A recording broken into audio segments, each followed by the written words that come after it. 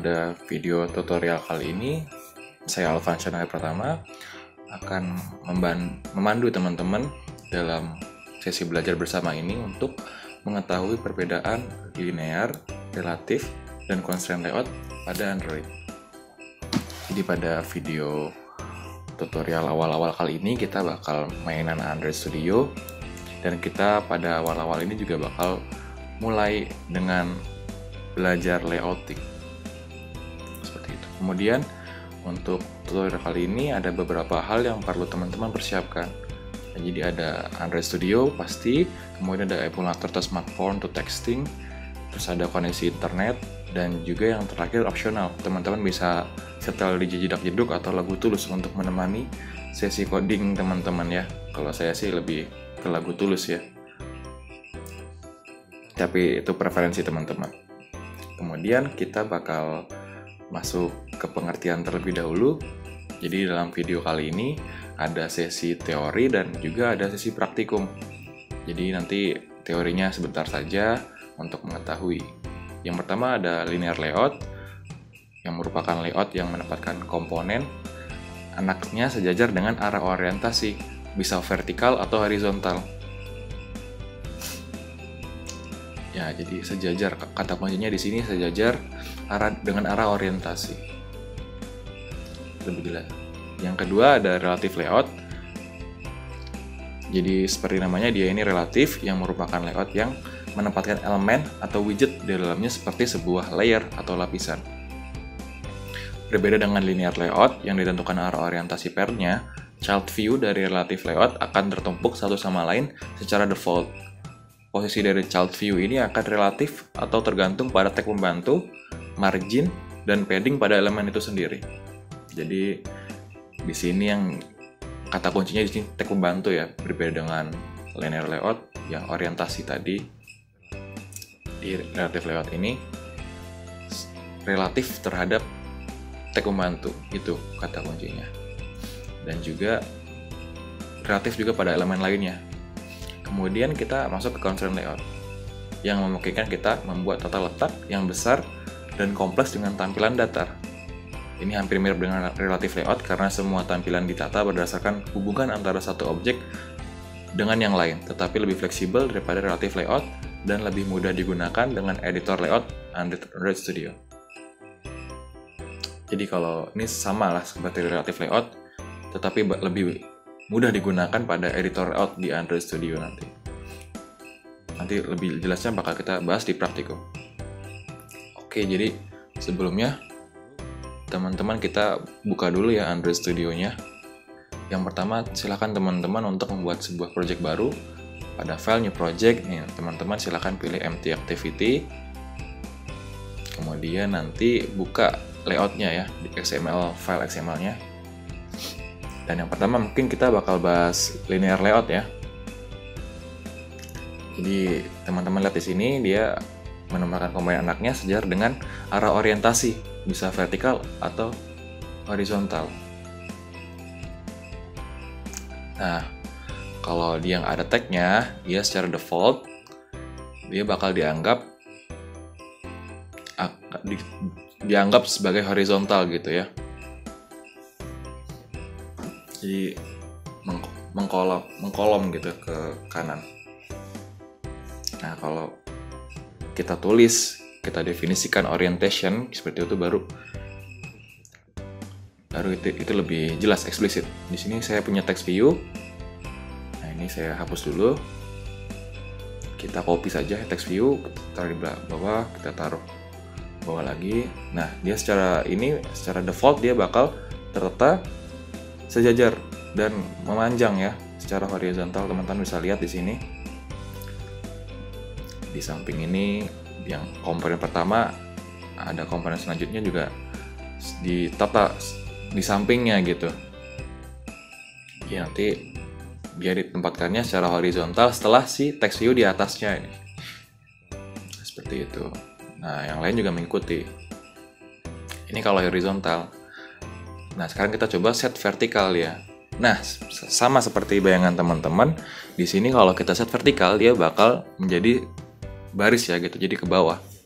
Dan kata kuncinya di sini sejajar dia. Jadi mau dia horizontal atau vertikal, dia tetap bakal sejajar dengan komponen di sebelahnya gitu.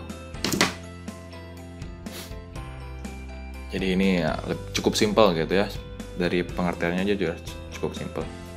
Jadi dia cukup sering digunakan linear layout ini karena dia simple, dan juga pada aplikasi modern sekarang dia trennya kan sekarang grading gitu, dan UI yang simple gitu dan tidak terlalu banyak aksen. Jadi linear layout sangat berguna dan cocok digunakan pada UI modern sekarang. Oke, yang kedua kita bakal bahas atau masuk ke relative layout. Jadi di sini kita ubah langsung relative layout. Nah, kira-kira seperti apa nih kalau kita ubah dari linear layout ke relative layout? Nah, di sini teman-teman lihat dia bakal tertumpuk ya. Nah, dia bakal jadi dianggapnya sebagai layer gitu, jadi lapisan gitu. Teman-teman bisa lihat itu tulisan hello world-nya jadi tebal. Nah, di sini untuk mengarahkannya kita perlu kasih tahu dia harus kemana, dia harus arah mana gitu ya si anaknya ini. Jadi mungkin kita hapus saja yang lain, kita setakan 2. Nah, ini tetap aja dia bakal tertimpa. Nah, caranya gimana biar anaknya ini terarah gitu ya? Mungkin di sini saya ganti sini hello, terus ini juga ada world. Oh, mungkin samain aja deh. Hello world ya. Terus kita di sini kasih ID 1. Dan kita kasih juga di sini ID 2. Oh, maaf, merah ya. Nah, dia kan relatif ya. Maksudnya relatif pada komponen lainnya itu. Nah, jadi kita perlu tag pembantu untuk ngasih tahu ke komponen ini bahwa si ini tuh kemana gitu. Nah, misalnya kita layout below, kita kasih ID 1. Nah, ini artinya dia di bawahnya siapa? Dia di bawahnya 1. Nah, mungkin kita hapus, kita ganti jadi apa ya, layout center in parent, kita taruh di tengah ya. Nah, jadi dia tertaruh di tengah sesuai dengan tag pembantunya. Nah, teman-teman bisa lihat di sini ya, ke blok yang saya tulis di sini. Nah, teman-teman bisa buka font text di sini. Di sini saya tulis beberapa tag pembantunya. Ada parent bottom, parent top, parent left. Nah, mungkin kita ganti parent top, di sini bakal dia ke atas, kita kasih true. Mungkin kita ganti lagi di sini jadi parent bottom, dia bakal di bawah.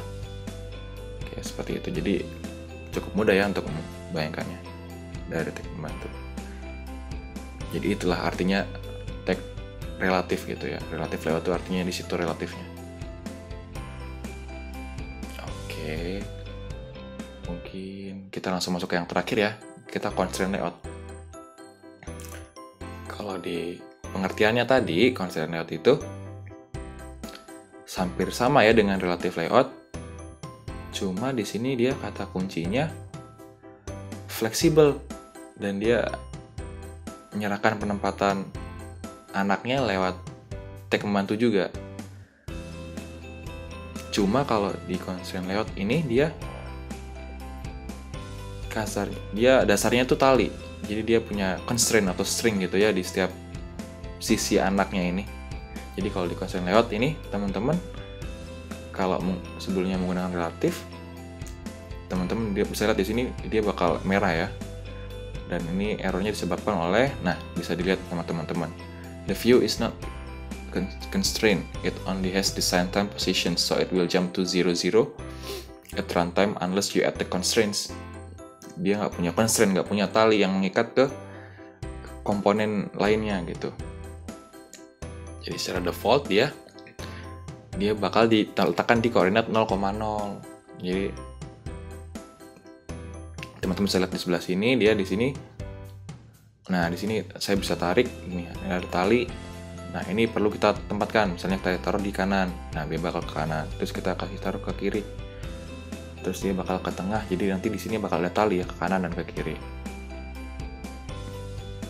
Jadi dia punya tag pembantu juga hampir sama seperti relative layout, tapi dia dasarnya constraint atau tali yang mengikat si komponennya gitu di antara. Jadi kayak ada tali-tali di titik-titik ini ya. Jadi kalau kita menempatkan di tengah, kita perlu to top off parent. Nah, dia punya terikat ke tengah, terus kita juga perlu bottom off parent. Nah, di sini bakal lihat titik tengah dan 4 sisi ya, ketarik 4 sisi, jadi hasilnya ke tengah, dia ditarik ke bawah, ke kiri, ke atas, ke kanan gitu. Jadi bakal ketarik dan hasilnya secara otomatis dia di tengah gitu. Seperti itu. Mungkin kalau saya ada 2 gitu, kita mungkin set web content, terus kita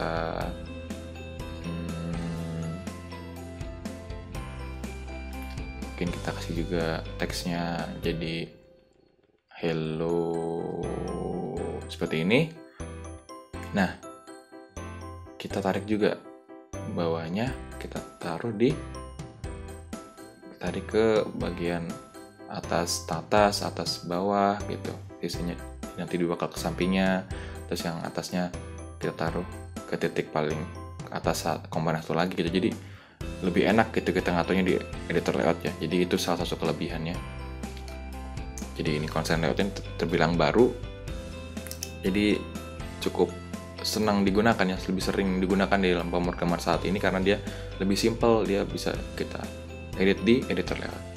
Oke, jadi kurang lebih seperti itu. Kita sudah mempraktikkan tadi, mungkin saya rangkum di sini linear. Dia sejajar, kata punya di sejajar, dia bisa vertikal atau horizontal. Kalau relatif layout ini, dia kata kuncinya relatif, dia ditentukan arah child view-nya oleh si titik membantu oleh child view-nya. Terus konsep layout juga ini relatif, cuman dia punya kelebihan di sisi editor layout gitu. Oke, jadi kalau begitu mungkin cukup sekian video tutorial Android pertama di Himatika kali ini ya. Saya Alfansyah pertama mengucapkan terima kasih banyak pada teman-teman semua atas perhatiannya. Saya tutup. Wassalamualaikum warahmatullahi wabarakatuh. Halo Sobat Informatics, jangan lupa like, comment, subscribe, dan nantikan video-video terbaru dari Himatika UT ya. Bye-bye!